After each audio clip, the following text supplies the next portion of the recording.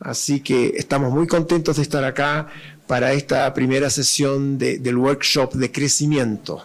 Y les quiero dar un poquito de historia.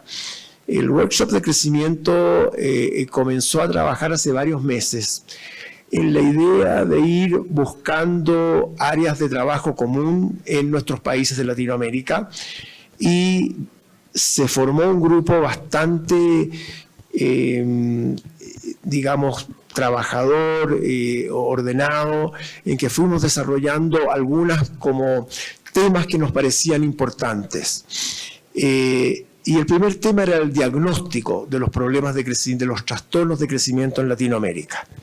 Y el segundo tema era el tratamiento de los trastornos del crecimiento en Latinoamérica. Y fuimos dividiendo los grupos, empezamos a trabajar, y les quiero informar con mucho agrado que como consecuencia de eso tenemos un manual que está ya publicado y que va a ser entregado libre de todo costo a todos los participantes de esta reunión para que también lleven a sus becados y gente que no ha podido venir, que básicamente reúne las contribuciones de colegas de varios países de Latinoamérica sobre tanto el diagnóstico como el tratamiento de trastornos del crecimiento. Y nos parece que esto es importante porque SLEP no ha tenido hasta ahora publicaciones como digamos, sociedad científica. Y esta sería una de las primeras. Estoy muy contento. Esto se debe al esfuerzo mancomunado de muchos colegas. Están los autores acá de las diferentes ponencias. Y yo en particular le quiero agradecer a Raúl Calzada, que me acompaña acá en el podio, porque gracias a su esfuerzo con los editores de México y con Merck México, se logró de que se hiciera esto a tiempo, porque también es un problema que esto se hiciera a tiempo y que llegara a las manos de ustedes durante esta reunión. Así que durante la reunión van a tener acceso a esto, se les va a entregar libre de todo costo, y es para que también lo tengan. Hay un número importante de ejemplares impresos, así que esperamos que haya para todos, y es una pequeña contribución del grupo de crecimiento. Ahora, dentro de estas áreas que cubre este manual, que son diagnóstico y tratamiento, nos pareció importante en este primer workshop hablar un poco sobre diagnóstico. Es decir, cómo diagnosticamos en particular la deficiencia hormonal del crecimiento en Latinoamérica. Y este primer workshop incluye a 4 oradores, ¿verdad?, que nos van a presentar su experiencia en sus diferentes países, en que probablemente van a haber algunas diferencias de criterio para hacer estos diagnósticos, en este caso de deficiencia hormonal del crecimiento. Tenemos a Raúl, que es el jefe de endocrinología infantil del Instituto Nacional de Pediatría de México, que me acompaña, que va a ser el primer orador. Después va a hablar de la experiencia en Colombia Juan Pablo Llano, que es un querido colega joven de este país, el director médico del Laboratorio de Investigación Hormonal de Bogotá. Después está Ana Kesselman, conocida endocrinóloga infantil del Hospital Ricardo Gutiérrez de Buenos Aires, Argentina. Y finalizamos con Sonira Antonini, que también es un conocido colega jefe del Departamento de Pediatría y del Grupo de Endocrinología Pediátrica de Ribeirão Preto de la Universidad de Sao Paulo en Brasil. Y después de eso vamos a tener oportunidad para una pequeña discusión durante algunos minutos para tratar de ver cuánto consenso tenemos en las presentaciones o cuántas diferencias de opinión, porque esta es un área en que aún ya no entre países, sino que entre hospitales dentro del mismo país hay a veces diferencias de opinión de cómo se debe establecer este diagnóstico. Así que sin más dilación, yo le ofrezco la palabra al doctor Calzada para que comience su presentación sobre la experiencia en el diagnóstico de deficiencia hormonal del crecimiento en México. Raúl. Bien, buenos días tengan todos ustedes. Un segundito más porque tuvieron problemas técnicos con las presentaciones que cargamos. Yo quisiera, en primer lugar, agradecerle a Fernando la coordinación del grupo de trabajo en crecimiento. Sin su guía, sin su apoyo, hubiera sido imposible trabajar y, desde luego, menos aún generar el texto que se les va a entregar, que a mí me parece que tiene conceptos muy importantes, muy prácticos todos, y muy importantes para tratar de, en algún momento tenemos que homogeneizar en la región lo que hacemos. Seguramente ahorita en las presentaciones vamos a ver que los criterios varían incluso dentro del mismo país. Yo voy a presentar en mi presentación un contraste sobre lo que sucede en las sedes académicas de formación del curso de endocrinología pediátrica en México. Lo dividí en exploración física y auxiología, que es lo que hacemos, velocidad de crecimiento, edad ósea, estudios basales, estudios dinámicos y estudios de imagen que se componen. Y entonces ustedes verán en las columnas, la primera columna es el Hospital Infantil de México Federico Gómez, la segunda es el Centro Médico Nacional La Raza, la tercera es el Centro Médico Nacional Siglo XXI, estas dos son del Instituto Mexicano del Seguro Social. Luego viene el Instituto Nacional de Pediatría, donde yo laboro, y por último el Hospital Infantil de Tamaulipas, que también es una sede universitaria, aunque no de la Universidad Nacional Autónoma de México. Y entonces, para sospechar el diagnóstico de deficiencia hormonal de crecimiento, ustedes verán que en todas las sedes sí consideramos el aspecto dismórfico de los pacientes en relación a la facies, se revisa el fondo de ojo con búsqueda específica de efecto de masa, en todos, se busca intencionadamente defectos en la línea media, la acumulación de grasa en abdomen, que las proporciones corporales sean armónicas, que los manos y los pies sean pequeños y se busca intencionadamente si hay microgenitalismo asociado. Nosotros en el instituto, además, en infantil de Tamaulipas, los egresados son de nuestro instituto, es decir, los que coordinan. Además, hacemos una especial búsqueda de la úvula. Hemos encontrado una clara asociación entre una úvula pequeña o asimétrica con alteraciones igual en la hipófisis, de tal manera que esto nos ayuda a tratar de identificar pacientes que tienen alteraciones hipofisiarias. Ahora, aquí empezamos ya con las diferencias.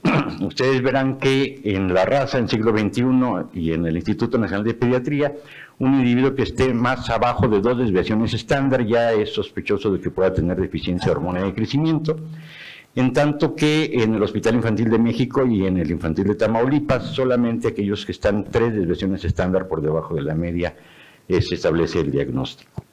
Con excepción de siglo XXI, no consideramos la velocidad de crecimiento en 6 meses. En siglo XXI sí la analizan y si está abajo de la centila 10 consideran también que es un dato de sospecha. Y en los restos utilizamos la velocidad de crecimiento anual, real, no calculada, sino real. Pero vean ustedes que algunos hacemos abajo de la centila 10 la velocidad de crecimiento para considerar que es anormal, y en el Infantil de México abajo de la centila 5. En siglo XXI abajo de la centila 25 si es una velocidad de crecimiento de 1 año, y abajo de la centila 10 si la velocidad de crecimiento está analizada durante 6 meses solamente. ¿Qué tan retrasada está la edad ósea habitualmente en estos pacientes? En el Infantil de México, más de 3 años con respecto a la edad cronológica, en La Raza más de 2 años, en siglo XXI más de 2 años en mayores de 6 años de edad y más de 1 año retrasada en menores de 6 años de edad. Nosotros consideramos más de 2 años en mayores de 4 años de edad o a retrasada un 50% si son menores de 4 años de edad. Y en el Infantil de Tamaulipas más de 2 años retrasada con respecto a la edad cronológica. Todos utilizamos de primera intención una interpretación basada en el método de Grulich-Pyle y como una segunda opción, si hay alguna duda, entonces se utiliza el TW2. ¿Qué estudios basales se hacen en los pacientes? Vean ustedes que IGF-1 en todas las sedes por debajo de 2 desviaciones estándar con respecto a la media esperada para la edad, forma parte del examen inicial, excepto en el Infantil de Tamaulipas, en donde determinan IGF-1 cuando hacen la prueba de estimulación. Es decir, en la basal de la prueba de estimulación es en donde miden IGF-1. En los demás tomamos IGF-1 prácticamente a todos, excepto en siglo XXI, en que solamente la analizan para menores de 3 años de edad y mayores de 3 no la utilizan como un parámetro diagnóstico. BP3 no se puede procesar, por ejemplo, en La Raza, no tienen manera de hacerlo. En el Infantil de México nosotros lo hacemos como una prueba basal, estando el valor de corte en -2 desviaciones estándar. En Centro Médico La Raza no lo hacen, en Infantil de Tamaulipas lo hacen solamente como la basal de la prueba de estimulación de hormona de crecimiento. Y en siglo XXI otra vez solamente en menores de 3 años de edad. ¿Qué hacemos? O sea, se toma perfil tiroideo en la basal, sí, en La Raza, nosotros y el Hospital Infantil de Tamaulipas, en tanto que en Infantil de México y en siglo XXI solamente lo consideran si hay defectos o malformaciones de línea media o micropene o efecto de masa en los pacientes. El perfil hipoficiario, solo cuando hay estas mismas alteraciones en el Infantil de México y en siglo XXI, y en los demás, pero también en el Infantil de Tamaulipas, y en los demás lo hacemos cuando se demuestra que hay deficiencia de hormona de crecimiento, entonces ahora se analiza el resto del perfil hipoficiario. No tenemos, como ustedes verán, posibilidades en la actualidad todavía, es una lástima, de analizar GHBP ni PAPA2 desde el punto de vista institucional. No porque no se esté convencido de que se tiene que hacer, sino el problema es que quien elabora los reactivos para GHBP y para PAPA2 en México no ha logrado la aprobación de un organismo que se llama CONACYT, en donde se tiene que demostrar la efectividad del ensayo. Es una situación burocrática solamente, o sea, existen los reactivos pero no se pueden utilizar institucionalmente hasta que se dé la aprobación gubernamental para poderlo hacer. ¿A quién se le hace la prueba de estimulación? Nosotros a todos los que tengan sospecha de deficiencia de hormona de crecimiento, lo mismo que en Infantil de México y en La Raza, en el Hospital Infantil de México y en siglo XXI solo si hay defectos o malformaciones de línea media o micropene o efecto de masa, se le hace la prueba de estimulación. Todos hacemos insulina, todos con excepción del Infantil de Tamaulipas, que solamente analiza cómo se modifican los valores de hormona de crecimiento. Analizamos además durante el momento de hipoglucemia qué tanto se eleva cortisol.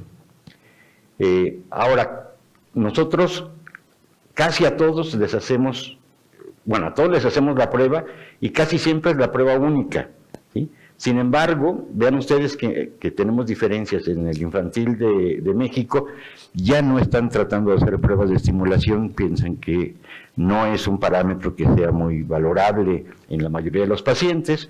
En los demás lo hacemos entre siempre y casi siempre como prueba a todos los pacientes. Y en la segunda prueba todos utilizamos clonidina. Sin embargo, esta segunda prueba casi nunca se realiza o no se realiza en estas 3 sedes. Nosotros lo hacemos cuando la prueba de estimulación con insulina no es categórica para definir. Y el punto de corte de qué tanto se eleva la hormona de crecimiento, considerando que desde el punto de vista, entre comillas, oficial, porque no hay una norma de salud que lo indique, sigue siendo 10 nanogramos por mililitro. Sin embargo, con excepción del Seguro Social, La Raza y siglo XXI, los puntos de corte para definir que realmente hay deficiencia de hormona de crecimiento son valores que estén por debajo de 5. Abajo de 7 puede ser sugestiva, pero no diagnóstica para la mayoría de las sedes. Y por último, en estudios de imagen, nosotros y en La Raza se lo hacemos a todos los pacientes que tienen sospecha de deficiencia de hormona de crecimiento o deficiencia corroborada de hormona de crecimiento, en tanto que en estas 2 sedes solamente lo hacen cuando hay defectos o malformaciones de línea media o micropene o efecto de masa asociada a haber demostrado que existe deficiencia de hormona de crecimiento. Y es el único estudio que hacemos, resonancia magnética nuclear. Ya no hacemos tomografía axial computada. En el Infantil de Tamaulipas sí hacen tomografía porque en su hospital no tienen resonancia magnética, la tienen que subrogar a otra institución, y lo que sí tienen es tomografía axial computada, y entonces lo que le hacen a todos es una tomografía, y cuando se puede, tanto económica como desde el punto de vista de autorización del hospital, entonces se subroga la resonancia magnética nuclear. Y entonces verán que seguramente sucederá en el resto de las presentaciones los criterios para definir quién puede tener hormona de crecimiento, cómo se corrobora la deficiencia de hormona de crecimiento, cuáles son los puntos de corte que se utilizan y qué pruebas se analizan, tanto basal como una vez corroborada la deficiencia de hormona de crecimiento, varían. Y esto es un reflejo de lo que seguramente sucede en toda nuestra región. Muchísimas gracias.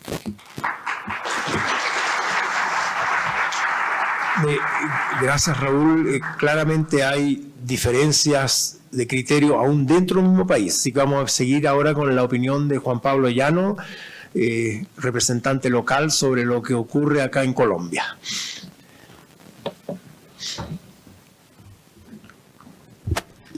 Bueno, buenos días y muchas gracias por la invitación.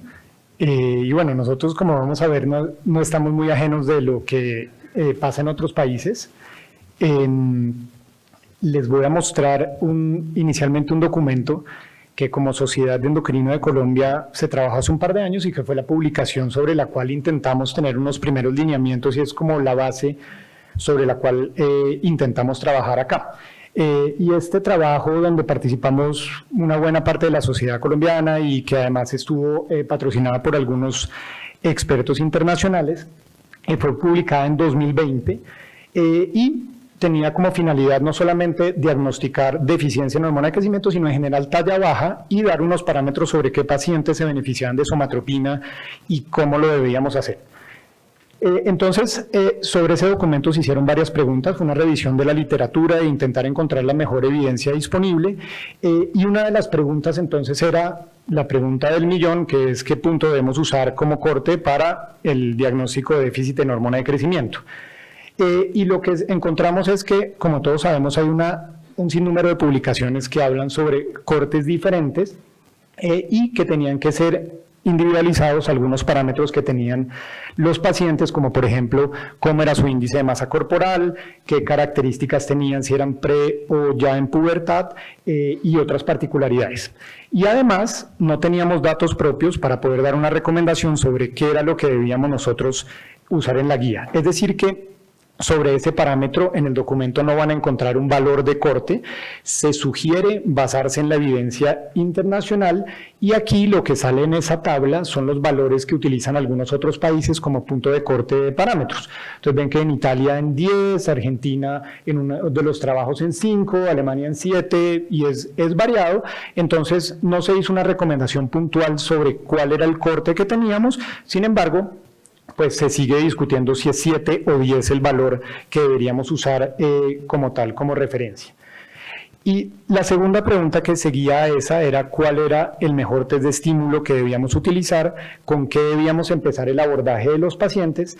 Y una primera recomendación que se hizo al respecto es que en general, para la mayoría de los pacientes, un solo test de estímulo no era suficiente y se recomendaba hacer 2 test de estimulación para hormona de crecimiento. Y se consideraba también que era de buena práctica clínica que el laboratorio o el sitio en el cual se fuera a hacer el análisis estuviera avalado y estandarizado para la metodología ideal de medición de hormona de crecimiento, con 4 test que para nosotros son los que están validados, que eran glucagón, levodopa, clonidina e insulina, que son los que usamos principalmente en la práctica, con las particularidades que tiene cada uno de ellos.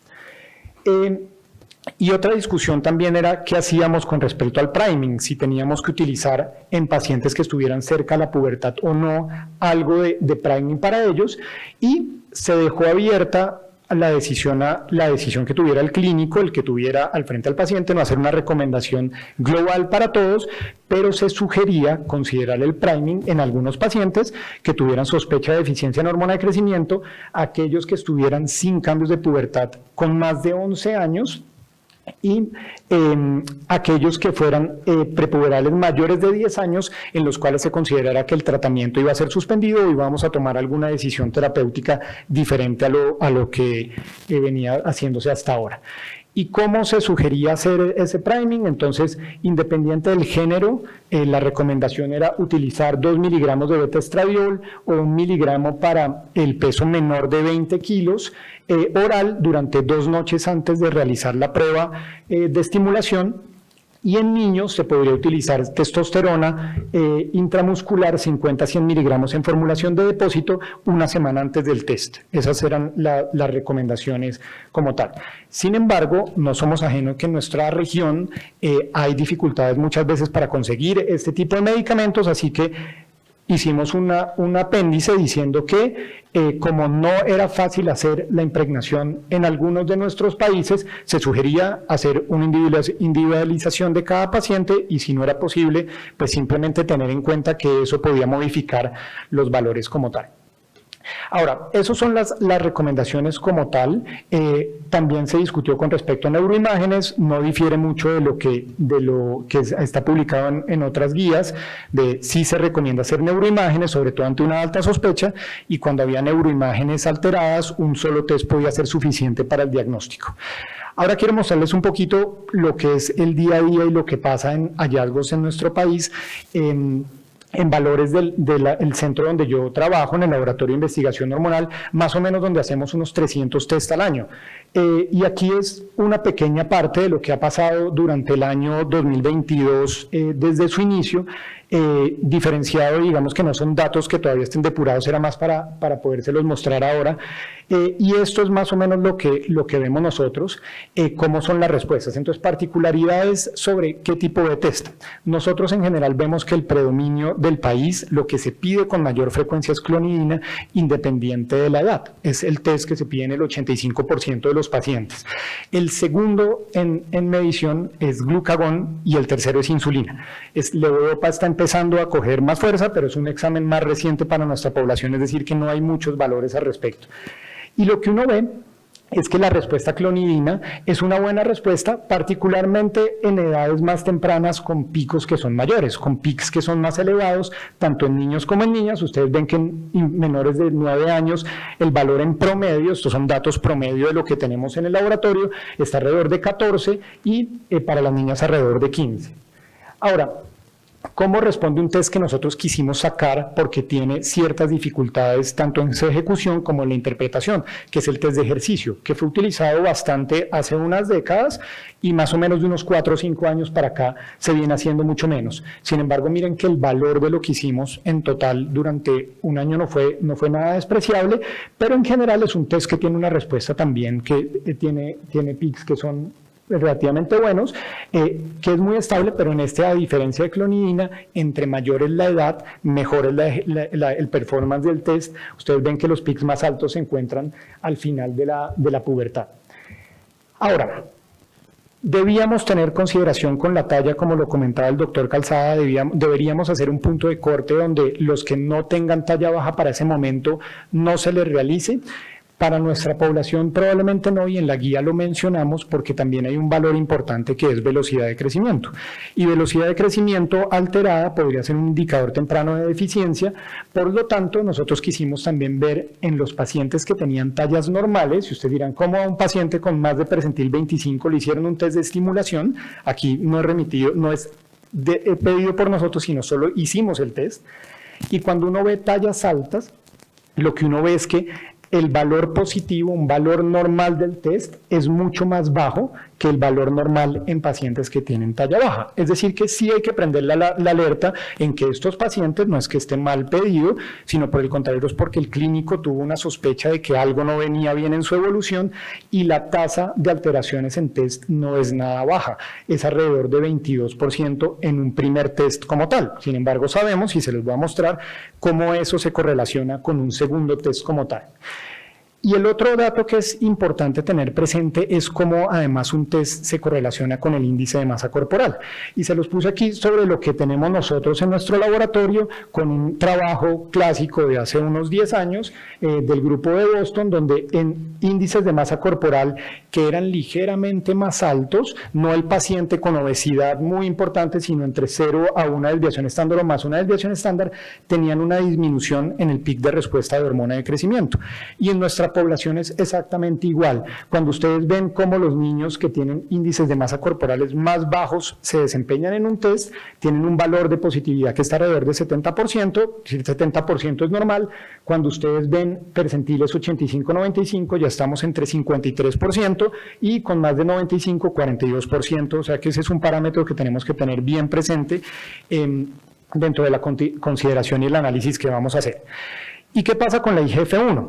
La IGF-1 que tanto se ha discutido sí tiene una correlación que no es muy buena con respecto a lo que vamos a tener en respuesta. Cuando ustedes ven lo que pasó en el valor y cuando dividimos para nuestros puntos de laboratorio el valor de IGF-1 entre bajo, normal y alto, en valor de IGF-1 y cómo lo hacía el test, realmente la correlación no se encuentra, incluso con IGF-1 altas, hay un 55% de los test que son normales y más o menos un 13% que es anormal. Es decir, que no es un parámetro que probablemente tengamos que darle tanto peso dentro del análisis de deficiencia de hormona de crecimiento.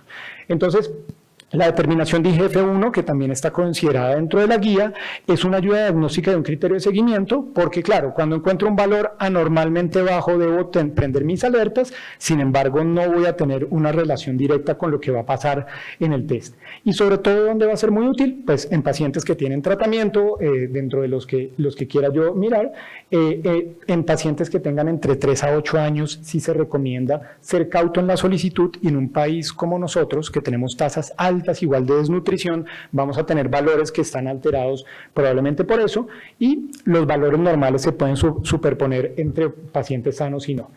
¿Y qué pasa ya para terminar con el segundo test cuando lo realizamos? Yo decía, en la guía se recomienda hacer un segundo test y algo similar a lo que vemos en las guías internacionales, como el segundo test en pacientes que lo tienen anormal, más o menos en el 82% de los casos es positivo, es decir, que descarta si lo vamos a utilizar solo por ese parámetro, el diagnóstico de deficiencia de hormona de crecimiento, y los negativos completos van a sumar alrededor de 15% para esa población. Entonces, con eso terminaría diciendo que pues nosotros hicimos una aproximación inicial a una iniciativa que me parece que es muy importante y muy oportuna, que es que todos nos juntemos como región para hacer unas guías de recomendaciones, y eso tiene un beneficio finalmente para la población, no solamente en términos de diagnóstico, sino también farmacoeconómicos, y entre más homogenicemos también podremos tener estudios que sean más válidos y datos que sean más aplicables a la práctica clínica. Y deberíamos también tener en consideración algunos hallazgos auxiológicos, como por ejemplo, qué test vamos a usar, cuándo vamos a utilizar priming y el índice de masa corporal dentro de la discusión. Muchas gracias. Gracias, Juan Pablo. Nos acompañas acá en la mesa y le vamos a dar el trago a la doctora Ana Kesselman, que nos va a presentar la situación que ocurre en Argentina. Tengo que bajar el micrófono, no me hicieron el test de chiquita. Primero gracias, Fernando, por la invitación, la verdad es un honor estar acá. Les quería contar, qué pasa. Especialmente, me pidieron primero que hable de lo que hacemos nosotros en el Hospital de Niños, pero voy a hablar un poco de algunas situaciones que pasan en Argentina. Obviamente la insuficiencia de hormona de crecimiento es la inadecuada secreción de la hormona por la hipófisis anterior, aislada o combinada con otras hormonas, y nosotros nos tomamos 4 pilares, digamos, como para hacer el diagnóstico. El pilar, una base clínica y auxológica, bioquímica, de imágenes y genética. Con respecto a la clínica, obviamente va a ser un poco distinta si es congénita idiopática o si es una patología adquirida. Si son los pacientes, son aislados, son múltiples, y obviamente si son familiares también vamos a tener que tener otras consideraciones.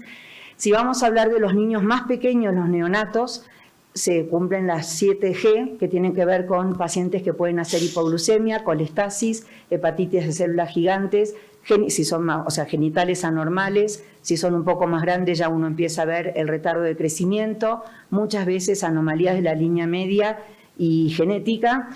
Lo dejé en castellano esto, perdón. Y a veces es difícil reconocer cuando son muy pequeños, entonces a veces puede aumentar la morbimortalidad en esas situaciones.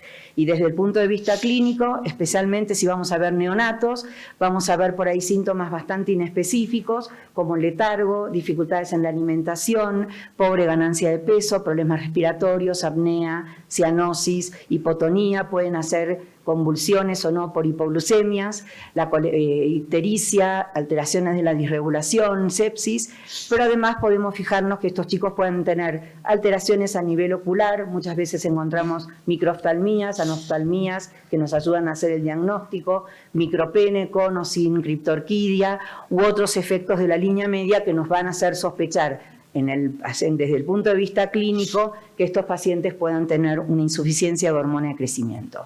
Ya desde el punto de vista clínico, cuando los chicos son más grandes, obviamente la mayoría, los clásicos van a ser bajos, uno podría definir entre -2 y -3 desvíos, salvo que los chicos tengan padres muy altos, entonces un desvío y medio de diferencia en relación a su familia, a su talla objetivo genética, nos pueden hacer también sospechar la falta de hormona de crecimiento. Obviamente, en los pacientes más típicos vamos a encontrar la grasa tóraco-abdominal, vamos a encontrar la voz aflautada, la prominencia frontal, con el puente nasal chato, esa voz aflautada, el retardo en la maduración esquelética. Muchas veces, obviamente, vamos a buscar defectos de la línea media, un incisivo central único, un paladar hendido, micropene, microorquidismo. Pero también recordamos que si los pacientes adquieren la insuficiencia hipofisaria o por un tumor hipofisario, o por un trastorno de la línea media, por un traumatismo severo que es raro en pediatría, por irradiación, por ejemplo, no vamos a tener un chico quizás bajo, sino que con ese antecedente es muy importante la valoración de la velocidad de crecimiento que nos va a ayudar, digamos, a hacer el diagnóstico. O sea, no siempre vamos a encontrar en esos casos chicos bajos. Eso desde el punto de vista clínico. Bueno, estos son fenotipos típicos de chicos con insuficiencia hipofisaria clásica, grasa tóraco-abdominal. Esta es una nena de -3 desvíos con sus pares. Vamos a tener las formas congénitas severas con déficit de GH1, que la clínica nos ayuda también muchísimo. Trastornos en la línea media u orgánicos, anoftalmías, nistagmus, incisivo central único, o chicos irradiados. Estas son 2 mellizas. Esta tuvo un meduloblastoma irradiada, obviamente quedó con desproporción por falta de crecimiento de la columna y el fenotipo con la grasa tóraco-abdominal. O sea que el fenotipo muchas veces también nos va a ayudar a sospechar los pacientes con insuficiencia hipofisaria. Pasamos rápidamente a la parte bioquímica. También va a ser diferente si es un neonato o si es un niño más grande. En los neonatos, muchos, acuérdense que son hipersomatotropinémicos, o sea, tienen GHs altas, por lo que si un niño hace una hipoglucemia, obviamente la muestra crítica nos va a ayudar a encontrar en la hipoglucemia. Los criterios, digamos, de Greenberg y colaboradores hablan de una concentración menor a 5 nanogramos en las primeras semanas, pero solamente esto no alcanza. En general, estos chicos tienen alguna alteración en la línea media y tienen alteraciones también en otras, quizás, deficiencias, importante siempre ACTH, T4 libre, cortisol, digamos, también en la muestra crítica. Gabriela Valerini, también en nuestro equipo, evaluando un grupo de pacientes hasta el mes de vida, no en la primera semana, también refiere un corte de 6.5 nanogramos. En el niño más grande, desde el punto de vista del laboratorio, primero los chicos tienen que estar eutiroideos para poder evaluar la hormona de crecimiento, ¿no? Si el chico está hipotiroideo, porque es un hipotiroideo central, se lo medique, recién al mes vamos a hacer las pruebas de estímulo, y bueno, si es eutiroideo, pues no tiene nada, también las hacemos. Y nosotros en Argentina consideramos 2 pruebas de estímulo. Algunos, la verdad, en el hospital de niños las hacemos secuenciales, salvo que el niño sea muy pequeño. En la mayoría del país las hacen separadas. Hacemos siempre arginina y clonidina. En este tiempo hemos tenido algunas dificultades en conseguir la arginina, pero hacemos arginina y clonidina en la mayoría. Siempre con IGF-1 y BP3 basales, ¿sí? También nos tomamos en cuenta los desvíos de la IGF-1 y BP3, y personalmente creo que sí, el priming a edad peripuberal es muy importante. Hace muchos años con Alicia Martínez y el doctor Henrich retesteamos un grupo grande de pacientes, en esa época el retesteo con insulina, Y tuvimos la suerte, al hacer mucho priming, de haber tenido solamente un 15% de falsos negativos iniciales, que no es lo que se ve en la literatura, y los que fueron negativos en realidad es porque no se le había hecho priming a edades peripuberales. El priming tampoco está bien definido, digamos, qué es lo que se hace. En el consenso de Greenberg se habla, como dijo el doctor Llanos, antes de los 11 años en el varón y 10 años en la mujer. Hay un artículo nuestro en el JCM, Alicia Martínez es la primera autora, donde habla de menos de 9 años de edad ósea en el varón más de 9 años y más de 8 años en la niña, de hacer priming. El priming, como dijo el doctor Llanos, se puede hacer con 17 beta-estradiol. Nosotros lo hacemos con 2 miligramos las 3 noches anteriores a la prueba por vía oral, y en los varones también se puede hacer con testosterona de 50 a 100 miligramos. Nosotros ahora no tenemos testovirón de 100 miligramos, así que hacer las pruebas es más complicado y creo que es más fácil para los chicos tomar 3 pastillas la noche anterior que hacer una inyección intramuscular, pero son las dos posibilidades y creemos que es importante el priming. Y el valor de corte actual en Argentina, esto es un trabajo de Chaler, del grupo del Garrahan y del Hospital de Niños, Chaler y la doctora Ropelato, el cutoff en este momento es de 4,7 nanogramos mililitro para, vuelvo a repetir, las 2 pruebas de estímulo. ¿En dónde no hacemos pruebas o en dónde consideramos no hacer pruebas? Obviamente en un neonato y en los pacientes que tienen criterios auxológicos, tienen alteraciones hipotálamo-hipofisarias como típicas, han tenido tumores o irradiación y otra deficiencia, consideramos que quizás no hace falta hacer las pruebas de estímulo. Y obviamente, además de la hormona de crecimiento, estudiamos la función tiroidea, con basales de TSH y T4 libre, la función adrenal, si el paciente está en hipoglucemia, obviamente, o si se ha hecho, no hacemos más insulina, pero en la hipoglucemia dosábamos cortisol, si no, lo único que podemos hacer son basales de cortisol y ACTH por la mañana, y la función gonadal, que si encontramos la mini puberty, aprovechamos para estudiarlos así, y si no, hacemos infusiones de LH-RH hasta los 120 minutos en la etapa peripuberal. Rápidamente, otra de las patas en las que sí o sí hacemos son las imágenes. La imagen nos sirve para buscar organicidad, tumores u otras cosas, para evaluar la morfología de la hipófisis y además para ver otras anormalidades en el sistema nervioso central.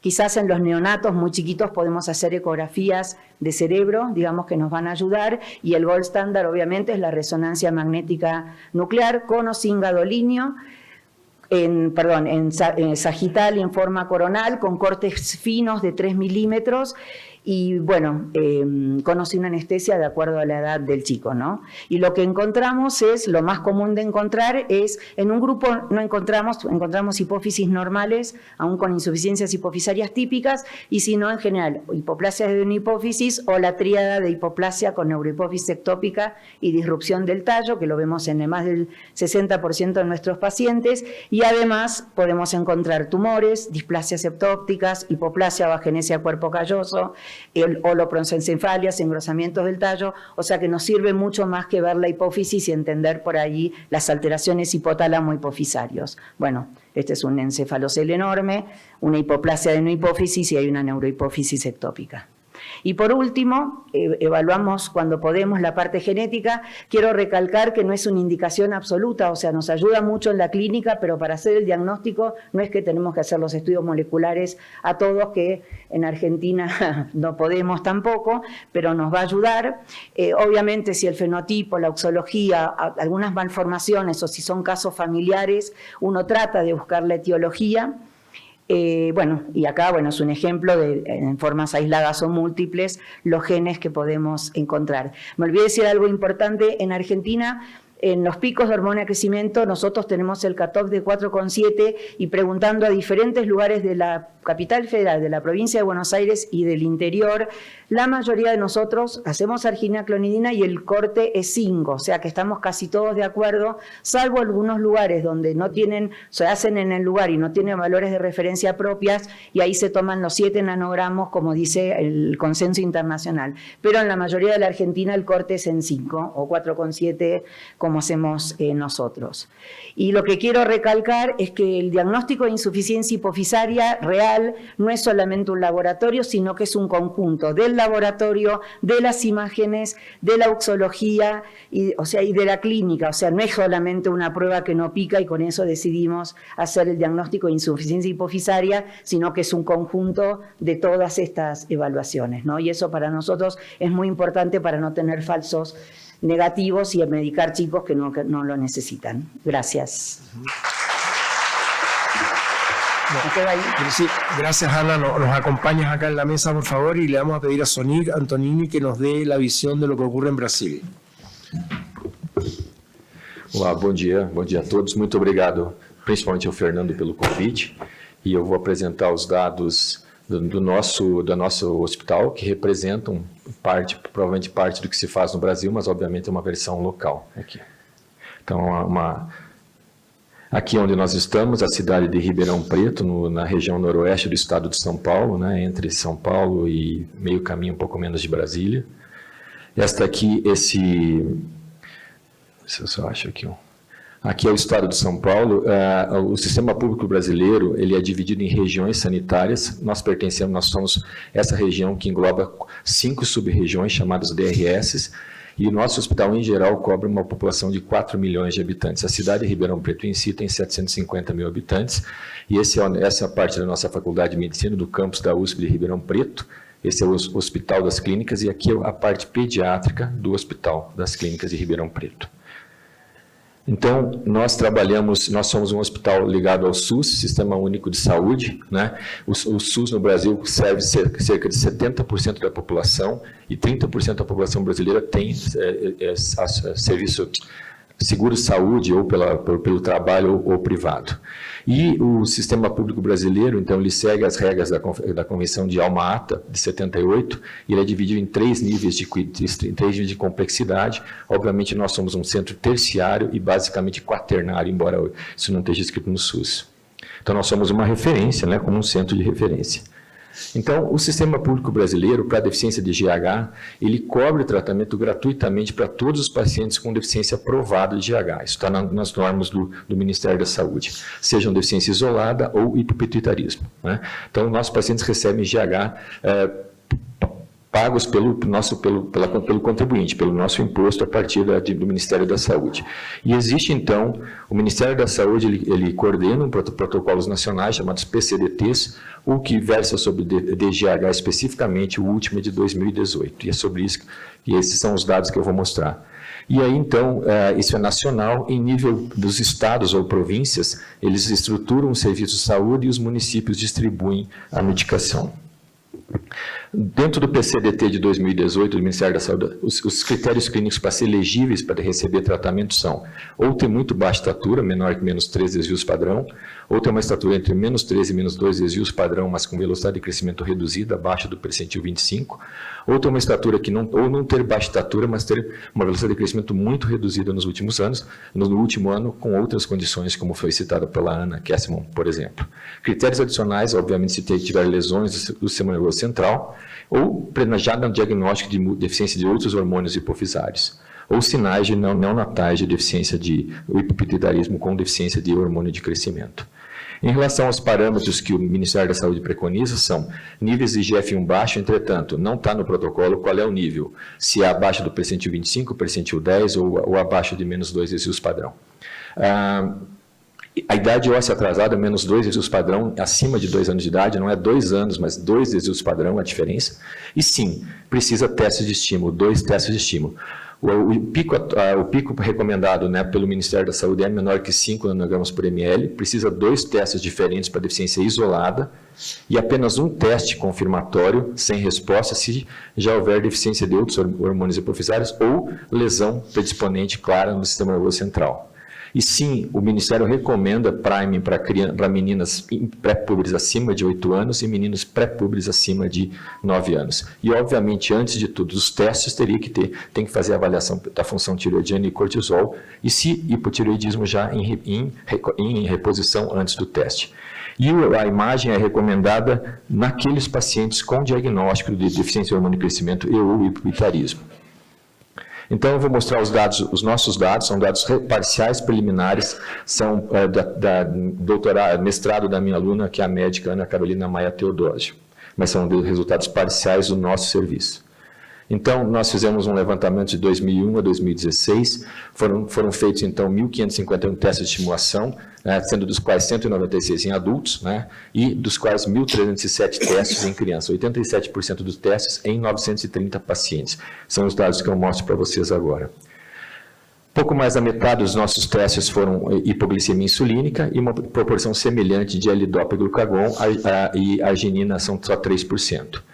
Pouco mais da metade dos pacientes fez um teste, 2 testes 36% e 3 testes 6% dos pacientes. Aqui nós avaliamos inicialmente a concentração de IGF-1 em desvios padrão, considerando estatura, não ter baixa estatura, ter baixa estatura leve e baixa estatura moderada ou grave. E a gente pode ver que não há diferença nas concentrações basais de IGF-1, considerando apenas a presença ou não de baixa estatura. Aqui são os dados da ressonância magnética naqueles 496 pacientes que foram submetidos a teste e tiveram diagnóstico de deficiência de GH, hipopitarismo ou outras indicações para a imagem. Nesses pacientes, aproximadamente um quarto deles foram normal a ressonância, e achados sugestivos de hipopitarismo foram encontrados em 13% dos pacientes, sendo neurohipófise ectópica em quase 7%, anormalidade hipofisária e hipoplasia da hipófise anterior em 7%. Dados de defeitos de linha média foram encontrados em uma pequena proporção desses pacientes, incluindo holoprosencefalia. Uma questão importante é que nós realizamos mais de 50% dos nossos testes com ITT e continuamos fazendo ITT, a questão da segurança, que muitos têm medo do risco de ITT, da hipoglicemia insulínica. Aqui eu apresento os dados, então, os critérios, quantos atingiram hipoglicemia, menor 45% ou menor 50% do basal, ou ambos, metade deles, 63% com sintomas moderados, 18% precisaram de suplementação oral de glicose e 7% de suplementação EV de glicose. 1,6% dos pacientes precisaram ficar algumas horas após no hospital em observação por efeitos colaterais mais graves. Nenhum precisou de hospitalização e, obviamente, nenhum morreu em função do teste. Então, em nossas mãos, o ITT é bastante seguro e nós temos segurança em fazer. É um médico que faz o teste junto com uma enfermeira. Aqui a questão do priming, que é outro. Nós temos, embora o Ministério recomende, dentro do mesmo serviço há diferentes cabeças que pensam. Então, há cabeças que recomendam priming, outras que não. Então, nós vamos dispor desses dados. Então, 42% fizeram priming, 44% não. Mas, obviamente, aqui não é a intenção de fazer. Teve crianças menores que não tinham indicação de fazer. O priming, então, foi feito com estrógenos ou testosterona, ou nós não tínhamos essa informação no prontuário, são dados retrospectivos. E aí, então, nós consideramos aqui, esses dados precisam ser trabalhados, mas são dados bem iniciais. A gente viu que a proporção de pacientes com priming e sem priming que tiveram resposta abaixo de 5, entre 5 e 6,9, entre 7 e 9,9 ou acima de 10, não houve diferença. Então, numa análise inicial, a priori, o priming não fez diferença. Nós precisamos agora analisar naqueles que foram diagnosticados com DGH se o priming fez diferença ou não. Em relação ao diagnóstico final, em 901 dos pacientes testados, então, a diagnóstico final deles ficou baseado em auxologia, obviamente, e em testes de estímulo. Então, 31% como baixa estatura idiopática ou isolada, ou a outra denominação mais atual. 10% com deficiência isolada de hormônio de crescimento. Insuficiência adrenal, menos de 1%. E só insuficiência adrenal, porque alguns pacientes foram testados por suspeita de insuficiência adrenal central isolada. 16% com deficiência de hormônios hipofisários múltiplos. E desses 16%, 35% são, obviamente, pacientes com sobreviventes de câncer e tumores central e radiação. 4% pequenos para a idade gestacional. Hipotireoidismo primário, que no final das contas 3%, obviamente isso aqui é um erro indicar um teste nesse paciente, mas são dados de vida real e retrospectivos. Doenças sistêmicas, no final das contas, descoberta antes ou depois da investigação, 11%. Desnutrição primária, 4,4%. Displasias esqueléticas, 1,3%. Certamente aqui, isso é subdiagnosticado, porque obviamente a gente está aprendendo mais hoje sobre displasia esquelética do que em 2000. Então, certamente tem muito mais displasia esquelética aqui, simplesmente a gente não fez diagnóstico porque não conhecíamos. Então, acho que a gente nem conhece ainda direito. E tem síndrome genéticas 20%. Eu coloquei síndrome de Turner aqui porque no início dos anos, até os anos 2000, o Ministério da Saúde exigia teste para Turner. Obviamente, a gente não faz teste em paciente com síndrome de Turner hoje. São dados de uma coorte histórica. Agora, uma questão importante para quem trabalha em laboratório, quem conhece laboratório e conhece clínica, é a concordância entre testes. Esse é um ponto muito importante. 2 testes concordam ou não no resultado. E aqui trago dados preliminares utilizando o teste de Brand-Altman, que é o parâmetro estatístico para analisar a concordância de resultados. Aqui nós separamos, então, esse aqui é a concordância do ITT menos o L-DOPA, 118 testes. Aqui, utilizando o ponto de corte de 5, que é o diagnóstico, vejam, a linha vermelha é o 0. Uma concordância perfeita estaria sobre o 0. Então, a gente pode ver que até 5 nanogramas por ml, a concordância é muito boa. Quando a gente vai se com dados de resposta picos maiores, aí sim a concordância tende a ser bem pior. Uma concordância de menos 10 aqui, uma diferença de menos 10, quer dizer, é a diferença de um pico para outro. Menos 10 seria deu 12 e o outro deu 2, por exemplo. Então, para o diagnóstico, a concordância de ITT com L-DOPA é boa, ou bastante boa, mas aqui tem que saber interpretar. Aqui do ITT para glucagon, são poucos pacientes que, infelizmente, para análise, fizeram ambos os testes, né? ITT e glucagon, só 33. E a concordância, de novo, abaixo de 5 é muito boa, mas assim, a gente vê que depois de 5, a concordância começa a ser muito diferente. E o que esse dado mostra? Em nossas mãos, o pico de ITT é menor do que o pico de glucagon, porque essa soma aqui é negativa. Então, nós imaginamos que o ITT provoca um pico maior, mas nesses dados parciais de 33 é o contrário. E aqui, quando a gente comparou 63 pacientes que fizeram tanto glucagon quanto L-DOPA, vejam que, novamente, para um corte de 5, a concordância é muito boa, e depois a gente, acima de 5, começa a ter variações. Então, agora com esses dados, a gente tem uma tranquilidade que se usando um cutoff de 5, a concordância dos testes é bastante boa. Depois disso, não é tão boa, mas é menos importante para o diagnóstico. Esse é um dado bem parcial, né? Está em espanhol, porque vai ser apresentado no SLIPE essa semana pela Ana Carolina. A grande questão é como diferenciar se os testes de estímulo conseguem diferenciar pacientes com baixa estatura isolada, né? A baixa estatura isolada, não. Então, aqui a gente, usando todas 1.290 provas, 858 pacientes, havia 340 pacientes com diagnóstico de baixa estatura isolada, que é TARRA/aislada, se falei bem em espanhol, mais ou menos. Então, a gente comparou com baixa estatura por hipopituitarismo, que é um diagnóstico de certeza que há deficiência de GH, ou mais de certeza, né? Então, nós temos 146 pacientes com estatura final conhecida, estatura adulta, né, 43%. Então, olha, claro, muitos se perdem, né, porque eles não seguem mais. E desses, 65 foram tratados com hormônio de crescimento, né? E desses 65, 41 ficaram com diagnóstico final de baixa estatura isolada. E aí nós fomos ver, então, utilizando uma curva ROC, né? Uma curva ROC para estimar sensibilidade, especificidade e likelihood ratio, positivo likelihood ratio, né? A gente pode ver. Então, se a gente aplicar o critério aqui, a gente vê que a área sobre a curva de 0,68 é uma área que é boa, mas com uma sensibilidade, a gente vê que não, está longe de ser perfeita.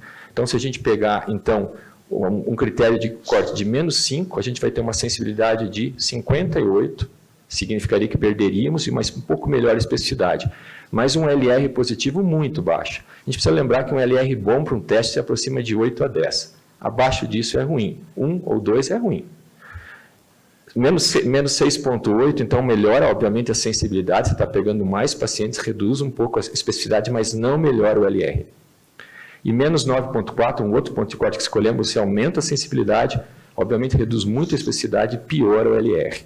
Então, assim, esses dados eles mostram que a concentração pico mais discriminativa seria 6,8, mas ainda assim a sensibilidade e a especificidade fica prejudicada. Então, esses são dados preliminares e ainda fica a questão da baixa estatura isolada, se teste de GH consegue discriminar ou não. Ele ajuda bastante junto com outros critérios auxológicos. Então, finalizando, em nossas mãos, Os testes de simulação são feitos e são seguros, incluindo o ITT.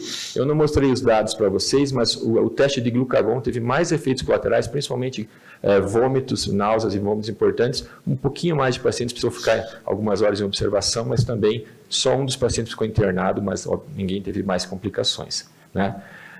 Ainda falta melhorar a nossa análise, obviamente, a gente já tem um pouco mais análise, mas foi interessante ver que as concentrações basais de IGF-1 foram semelhantes em pacientes com ou sem baixa estatura, mas nós não temos dado comparando DGH ou não DGH.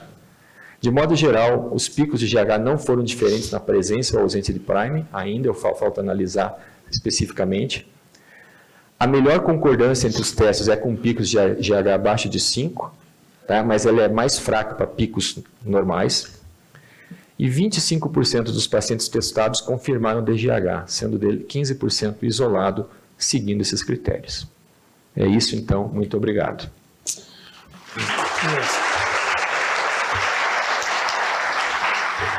Gracias, Sony. ¿Nos puedes acompañar acá? En realidad vamos a tratar de respetar los tiempos y sé que hay una presentación que comienza muy pronto y no queremos quitar tiempo, así que me temo que en términos de preguntas vamos a estar un poquito limitados. Pero yo no tenía información sobre las presentaciones que se iban a hacer, no las revisé. Se dio libertad absoluta a estos 4 oradores a que presentaran lo que ellos estimaban conveniente de la experiencia de sus propios países.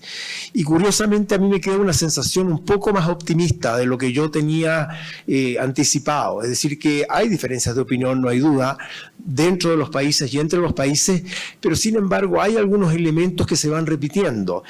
Hay una tendencia a reducir los puntos de corte en varios de los grupos que trabajan en nuestro continente, lo que me parece saludable. Creo que es muy bueno de que estemos usando puntos de corte más bajos y reconocer que la literatura habla de puntos de corte que son absolutamente arbitrarios y que no están avalados por estudio de niños normales como debiera ser para la definición de lo que es una respuesta normal o anormal. Así que me queda la sensación de que hay diferencias de opinión, sí, que los test de estímulo siguen siendo importantes en la mayoría de los centros, excepto en pacientes especiales como el neonato o el paciente que tiene una alteración de la línea media o del sistema central, y que por otro lado los niveles de IGF-1 son útiles como adyuvantes, pero que no hacen el diagnóstico, que todos lo sabemos. Entonces, de alguna manera, en Latinoamérica no estamos tan desordenados como yo habría pensado, y en estos 4 países importantes tenemos algún tipo de criterios de que son variables, pero no tan variables.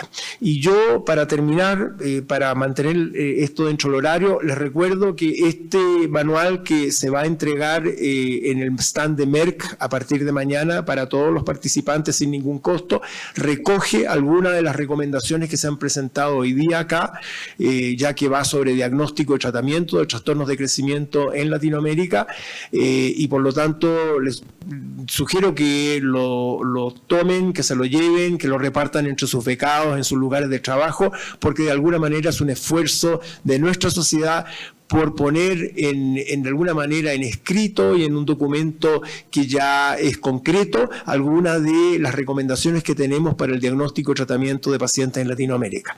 Yo le agradezco a los 4 ponentes sus presentaciones y tengo para una sola pregunta, por favor, que por favor la dirijas a quien tú preferías. Doctora Finoso de Uruguay, la pregunta va dirigida a Ana Kesselman, que es nuestro protocolo, lo seguimos muy parecido.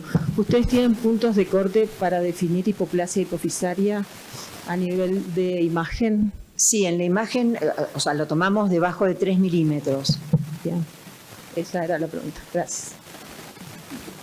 Alicia, última pregunta. Chiquitito, que quería decir que excelente las presentaciones, pero me parece que es importante que uno señaló que en los chicos con baja talla o velocidad de crecimiento baja, es importante como screening hacerle un estudio oftalmológico.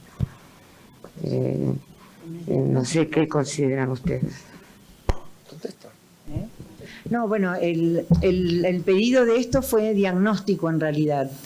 Así que, o sea, el diagnóstico inicial de insuficiencia. Pero bueno, dale. Claro, y acá un poco transmitir el concepto de que nuestro esfuerzo por ser estrictos en el diagnóstico de déficit hormonal de crecimiento no está relacionado con la segunda pregunta, que es ¿qué pacientes se benefician del tratamiento por hormonal de crecimiento?